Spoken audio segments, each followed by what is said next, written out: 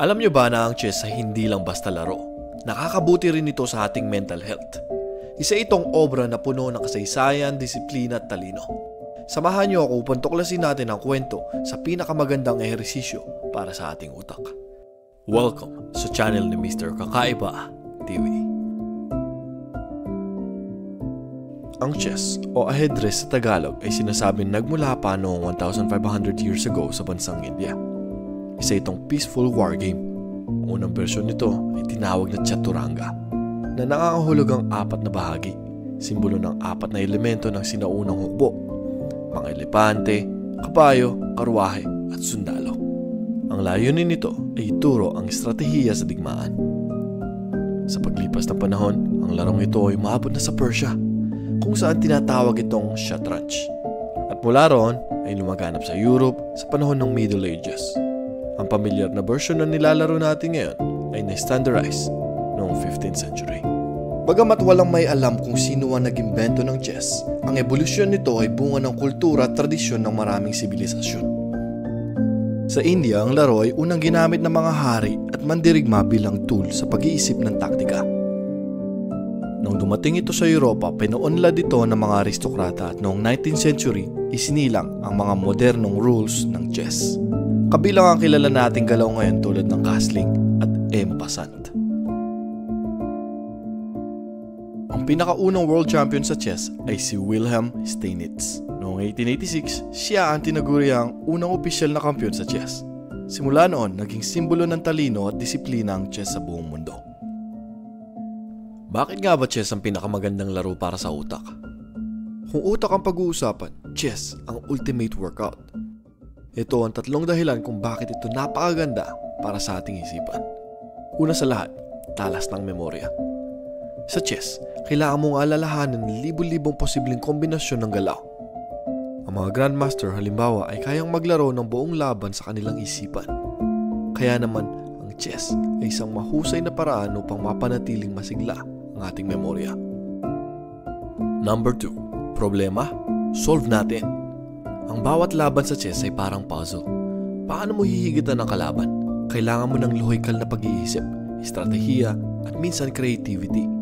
Sa ganitong paraan, natututo ang utak natin maging flexible at mahusay sa pagresolbo ng problema. At ang pangatlo ay ang pagkontrol sa emosyon. Ang chess ay laro ng disiplina. Kapag natalo ka, natututo ka ang tanggapin ito at bumangon ulit. Mahalaga rin ang patience, lalo na sa mga laban na tumatagal ng maraming oras.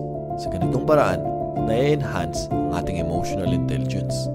Ang resulta, hindi lang utak, kundi kabuuang personalidad mo ang napapalakas.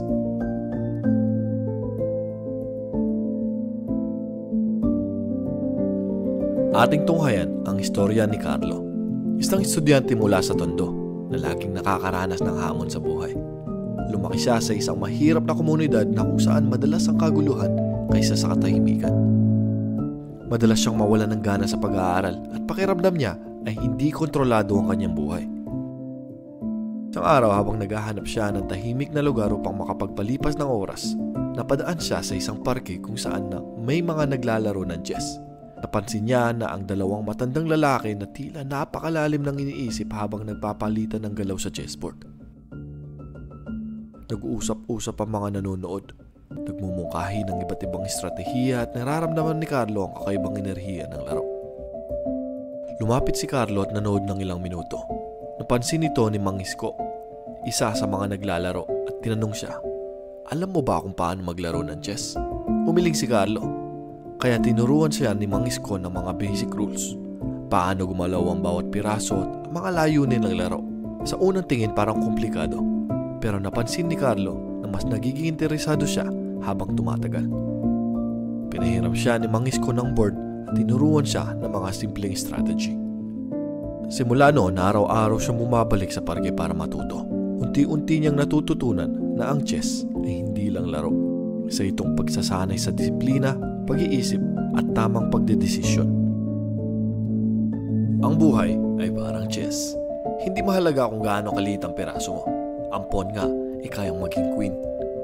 Ang mahalaga, marunong ka magplano, maghintay, at magtiwala na kaya mo. So yan guys, hopefully nagustuhan nyo, and if gusto nyo pa ng mga brain hacks tulad nito, huwag kakalimutang mag-like, comment, and subscribe. Thank you so much for watching. Magbabalik si Mr. Kakaiba TV.